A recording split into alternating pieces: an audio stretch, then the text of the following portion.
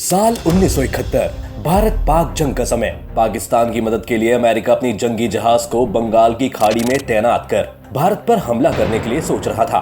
तभी रूस ने भारत को बचाने के लिए अपने एक जंगी जहाज को अमेरिका युद्धपोत के सामने तैनात कर दिया।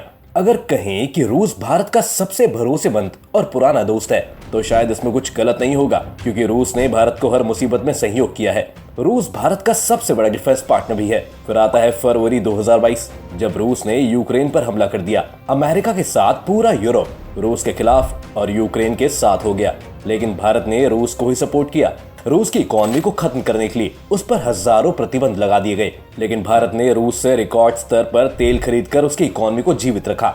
ऐसी है इन दोनों देशों की जबरदस्त दोस्ती। लेकिन रूस ने अब एक ऐसा बड़ा फैसला लिया है जिससे भारत को होगा सबसे बड़ा नुकसान। दोस्तों, क्या है रूस का ये बड़ा कदम जिससे नाराज हो रहा है उसका भरोसेमंद दोस्त भारत? डिटेल में बताएंगे पूरी कहानी को, और साथ ही यह भी बताएंगे कि आखिर क्या हो गया जो रूस ऐसा करने को मजबूर हुआ। दरअसल रॉयटर्स, जो कि एक न्यूज एजेंसी है, इसने अपने एक रिपोर्ट में दावा किया है कि भारत और रूस ने डॉलर्स की जगह इंडियन रुपीस में बायलैटरल ट्रेड करने के लिए जो डील की थी उसे रूस ने अब सस्पेंड कर दिया है। रॉयटर्स की तरफ से यह भी कहा गया है कि इस बात की जानकारी खुद इंडियन गवर्नमेंट के दो बड़े अधिकारियों ने दी है। हालांकि उन अधिकारियों के नाम और उनके पोस्ट को पब्लिक नहीं किया गया है। अधिकारियों ने बताया कि भारत रूस को कन्विंस करने में असफल रहा।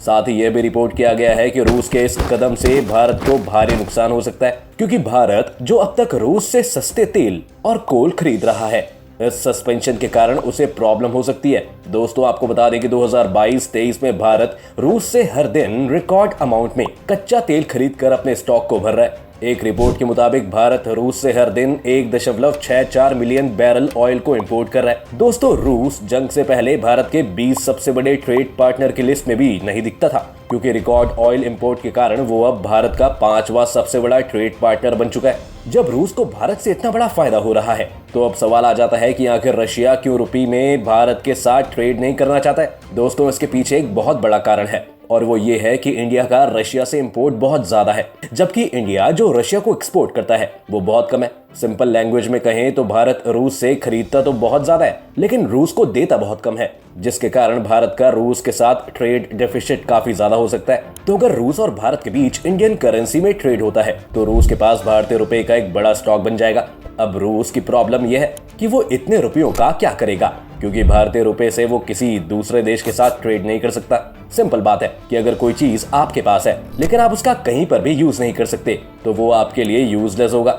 ठीक यही सिचुएशन रूस के साथ है। उसके लिए एक्स्ट्रा अमाउंट में मौजूद इंडियन करेंसी यूजलेस हो जाती है। इस पूरे मैटर को हम एक एग्जांपल से समझते हैं। मान लो अगर इंडिया ने रशिया से 100 रुपए में कुछ खरीदा है तो वो रूस को 100 रुपए देगा। रूस भी भारत से कुछ खरीदता है, लेकिन वो भारत से बहुत कम वैल्यू की चीजों को खरीदता है। मान लो रूस ने भारत से 40 रुपए की कीमत वाली कोई चीज खरीद ली। इससे उसके पास जो 100 रुपए आए थे उसमें से 40 रुपए खर्च हो गए, लेकिन 60 रुपए अब उसके फॉरेक्स रिजर्व में जमा हो जाएंगे। दोनों देशों के बीच ऐसे ही ट्रेड साल दर साल होता रहेगा, जिससे रूस के पास भारतीय रुपयों का स्टॉक बढ़ता गया।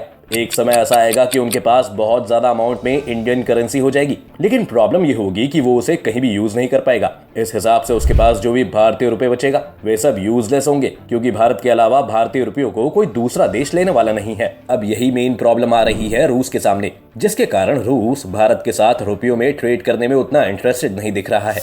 एक इंडियन ऑफिसर के मुताबिक रूस ने कहा है कि अगर भारत के साथ रुपए में ट्रेड होगा तो हर साल उनके बैंकों में करीब 40 अरब डॉलर से अधिक रुपए जमा हो जाएगा। आपको बता दें कि इस मुद्दे को लेकर दोनों देशों के बीच महीनों तक बातचीत हुई, लेकिन इसके बावजूद भारत रूस को अपने खजाने में रुपया रखने के लिए राजी नहीं कर सका, जिसके बाद रुपए में बायलैटरल ट्रेड के आइडिया को सस्पेंड कर दिया गया। हालांकि भारत ने रूस से बार बार बोला है कि वो उन रुपयों को अपने खजाने में रखे और फिर बाद में उसके लिए कोई रास्ता तलाशा जा सकता है। इससे भारत की उन कंपनियों को भारी नुकसान होगा जो रूस से सस्ते दामों पर तेल और कोयले को खरीद रहे थे। ये कंपनियां चाहती थी कि दोनों देशों के बीच ट्रेड इंडियन करेंसी यानी रुपए में हो, जिससे कि उन्हें करेंसी कन्वर्जेशन में फालतू पैसा खर्च न करना पड़े।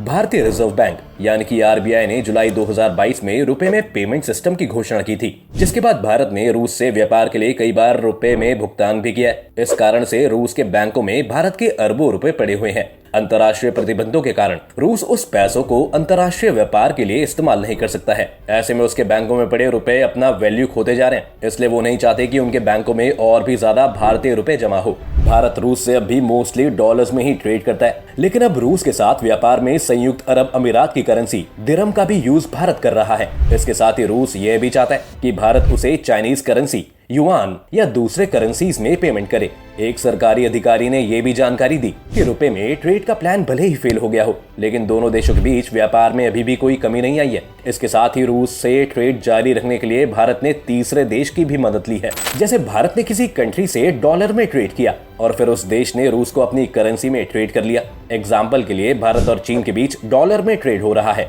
या भारत ने चीन को डॉलर दिया, जिसके बाद चीन ने भारत को उतने ही वैल्यू के युआन करेंसी दे दी और फिर उसी युआन को भारत ने रूस को देकर ऑयल या दूसरी चीज खरीद रहा है। दोस्तों, आप जानते ही होंगे कि डॉलर दुनिया की एक मजबूत करेंसी है और ये पूरी दुनिया में यूज होती है। आप किसी भी देश में जाओ, अगर आपके पास डॉलर है तो आप कुछ भी खरीद सकते हो, या आप डॉलर को डायरेक्टली वहां की करेंसी में एक्सचेंज कर सकते हो। लेकिन इंडियन रुपीस के साथ ऐसा नहीं है। इंडियन रुपीस डॉलर की तरह मजबूत करेंसी नहीं है और इसलिए दूसरा कोई देश इसे लेना भी नहीं चाहता। अगर रुपया भी डॉलर की तरह मजबूत होता और उसे भी कई देश एक्सेप्ट कर रहे होते तो रूस को कोई प्रॉब्लम ना होती। भारत से उसे जितना भी इंडियन करेंसी मिलती उसमें से कुछ वो इंडिया से कुछ खरीदने में यूज कर लेता और जो बच जाता वह दूसरे देश से कुछ खरीदने में यूज कर लेता। इससे उसके पास रुपए का स्टॉक नहीं रहता, लेकिन ऐसा कुछ है ही नहीं, जिसके कारण ये सब प्रॉब्लम हो रही है। और अगर ऐसा भी होता कि जितना भारत रूस से खरीदता है उतनी ही कीमत का रूस भी भारत से खरीदता तो भी कोई प्रॉब्लम ना थी। कहने का मतलब यह है कि अगर भारत और रूस के बीच इंपोर्ट और एक्सपोर्ट बराबर होता तो रूस 100 रुपए में अपना कुछ भी इंडिया को बेचता और फिर उसी 100 रुपए में इंडिया से कुछ खरीद लेता। लेकिन ऐसा भी कुछ नहीं है। भारत रूस से खरीदता तो 100 रुपए का है, लेकिन रूस को बेचता सिर्फ 40 रुपए का है। तो भारतीय करेंसी में ट्रेड न होने के पीछे ये मेन प्रॉब्लम आ रही है। दोस्तों, रुपए में ट्रेड होने वाली डील भले ही सस्पेंड हो गई है, लेकिन दोनों देशों के बीच ट्रेड को लेकर बातचीत अभी भी हो रही है कि इस समस्या का कोई परमानेंट सॉल्यूशन निकाले, जिससे दोनों देशों के बीच इस तरह के ट्रेड आगे भी होते रहे और आपसी सहयोग भी बढ़ता रहे, क्योंकि दोनों ही देश एक दूसरे के लिए बहुत जरूरी हैं। दोस्तों, बता दें कि भारत और रूस के बीच व्यापार घाटा यानी फिस्कल डेफिसिट बढ़ता ही जा रहा है। पहले भारत रूस से मेनली मिलिट्री आर्म्स को ही इंपोर्ट करता था और जितनी मात्रा में वो आर्म्स खरीदता था उतनी ही मूल की अपनी चीजों को रूस को बेच देता था। लेकिन रूस यूक्रेन जंग शुरू होने के बाद रूस से भारत का इंपोर्ट करीब 400% बढ़ गया है, जबकि एक्सपोर्ट लगभग 14% कम हो गया। दोनों देशों ने इंपोर्ट एक्सपोर्ट के इस गैप को भरने के लिए रुपए में ट्रेड करने पर भी विचार किया, लेकिन वो भी सफल नहीं हो सका। तो दोस्तों, इस वीडियो में बस इतना ही। आगे भी इसी तरह की वीडियो देखने के लिए हमारे चैनल को सब्सक्राइब करना ना भूलें और साथ ही बेल आइकन को प्रेस कर दें, जिससे कि चैनल के सभी नोटिफिकेशंस आपको तुरंत मिल जाएं। वीडियो देखने के लिए आप सभी का बहुत बहुत धन्यवाद।